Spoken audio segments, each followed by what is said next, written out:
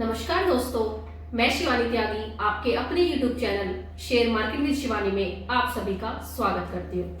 आज की वीडियो में हम बात करेंगे टाटा पावर स्टॉक के बारे में। पिछले 3 से 4 सालों में इस स्टॉक में काफी तेजी देखने को मिली है और अब ये स्टॉक अपने ऑल टाइम हाई के पास है। लेकिन कुछ लोग सोच रहे होंगे कि ये स्टॉक महंगा हो गया है, बट जब ये स्टॉक 600-700 पर पहुंचेगा तब भी हमें यही लगेगा यार ये 400 पर ही ठीक था। इस वीडियो को एंड तक जरूर देखना। जो भी लोग शेयर मार्केट से जुड़े हुए हैं, हो सकता है ये वीडियो उनके लिए काफी हेल्पफुल हो। और अगर आप लोगों को मेरी वीडियो अच्छी लगे तो प्लीज लाइक एंड सब्सक्राइब जरूर करें। अब बात करते हैं टाटा पावर स्टॉक के बारे में।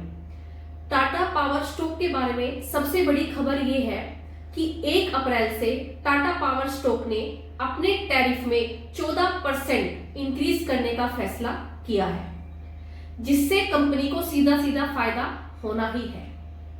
अब बात करें इस स्टॉक के बारे में, जब आप अगर एक दिन का कैंडल स्टिक चार्ट आप देखते हैं तो वो आपको वोलेटाइल देखने को मिल सकता है, वरना अगर आप लॉन्ग टर्म के लिए बात करें तो ये आपको हाई और लो का पैटर्न बनाता हुआ दिखाई देगा। तो ये भी एक रीजन है कि आप इसमें लॉन्ग टर्म के लिए इन्वेस्टमेंट कर सकते हैं और लॉन्ग टर्म इन्वेस्टमेंट में इसमें काफी अच्छा रिटर्न देखने को भी मिल सकता है।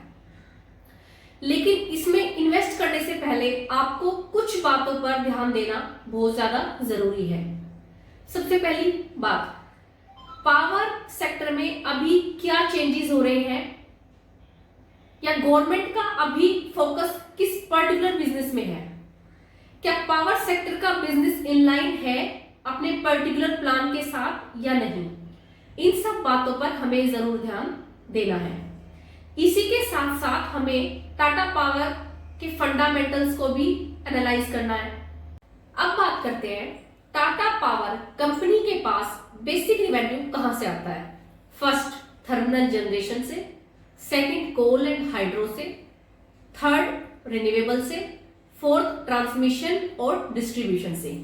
और अभी कंपनी रिन्यूएबल्स और ग्रीन एनर्जी सोर्सेज पर फोकस कर रही है, जिसमें कि गवर्नमेंट का भी पूरा फोकस है। और इस फील्ड में जो भी कंपनीज आगे बढ़ेंगी उनमें इन्वेस्टमेंट करने से फ्यूचर में काफी अच्छे रिटर्न देखने को मिल सकते हैं। अब बात करते हैं इंडिया में पावर डिमांड कितनी है। अगर हम पहले की बात करें तो काफी कम देखने को मिलती थी, बट अब ईयर टू ईयर 10% की ग्रोथ इंडिया में देखने को मिल रही है।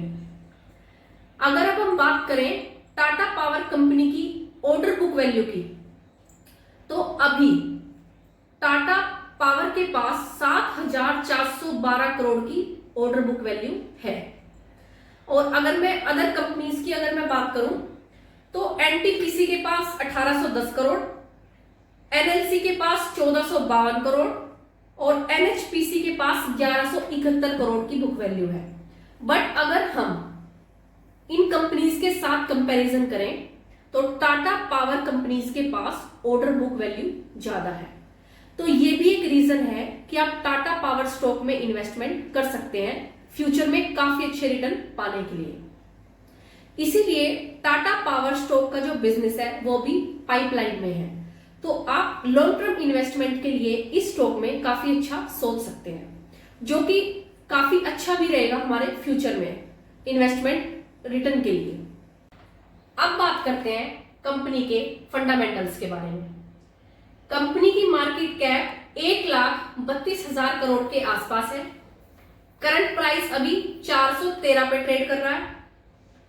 कंपनी कंसिस्टेंटली डिविडेंड पे कर रही है। रिटर्न ऑन इक्विटी 12.6% है।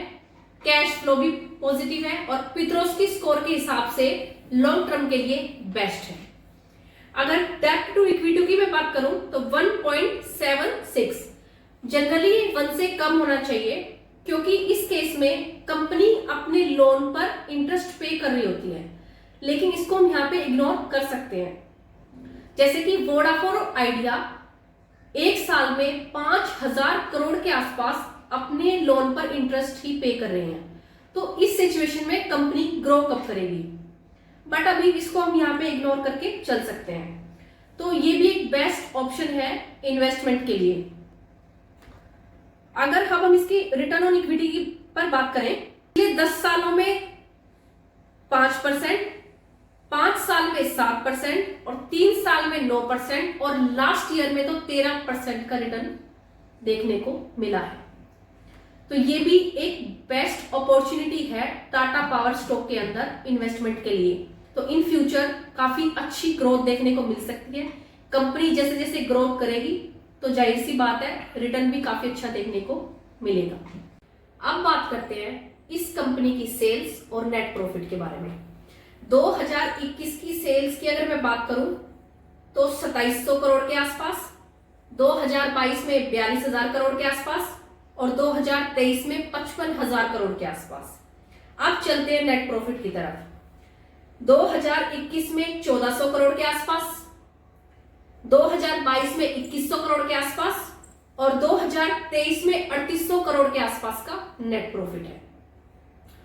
अभी ये स्टॉक अपने ऑल टाइम हाई पर ट्रेड कर रहा है। जनरली इसमें करेक्शन देखने को मिल सकती है बट 100% नहीं है, 400 या 380 तक देखने को मिल सकती है। ये करेक्शन होनी भी चाहिए, जरूरी है, तभी अब दोबारा कंपनी अपने आप को ग्रो करेगी। इसीलिए इसमें एक बेस्ट ऑप्शन है एक इन्वेस्टमेंट के लिए। लॉन्ग टर्म के लिए इसमें आपको जरूर इन्वेस्ट करना चाहिए। अगर आप किसी भी स्टॉक में इन्वेस्टमेंट करते हैं तो जनरली पहले आप उस कंपनी के फंडामेंटल्स को एनालाइज करें, फुल इंफॉर्मेशन लें, उसके बाद ही आप स्टॉक मार्केट में इन्वेस्टमेंट करें। किसी के कहने पर या मेरे कहने पर आपको इन्वेस्ट नहीं करना है। जब तक आप खुद चीजों को एनालाइज नहीं करेंगे आपको कॉन्फिडेंस नहीं आएगा। इसीलिए खुद से सारी चीजों के बारे में इंफॉर्मेशन लें, उसके बाद ही आप इन्वेस्टमेंट करें। और इन्वेस्टमेंट करने से पहले अपने फाइनेंशियल एडवाइजर से जरूर सलाह लें। अगर आप लोगों को मेरी ये वीडियो अच्छी लगे तो प्लीज लाइक एंड सब्सक्राइब जरूर करें। मिलते हैं नेक्स्ट वीडियो में एक नई इंफॉर्मेशन के साथ। सभी को नमस्कार, थैंक यू, बाय बाय।